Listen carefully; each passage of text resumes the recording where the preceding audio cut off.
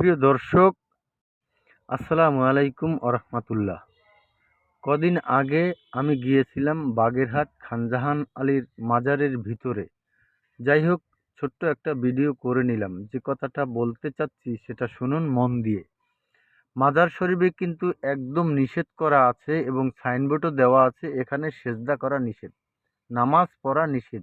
নামাজ যদি আপনার পড়তে হয় অবশ্যই মসজিদ আছে বাহিরে, ওখানে গিয়ে নামাজ পড়বেন। এটা কিন্তু কর্তৃপক্ষের বলা আছে। তারপরও আপনারা কেন বোঝেন না?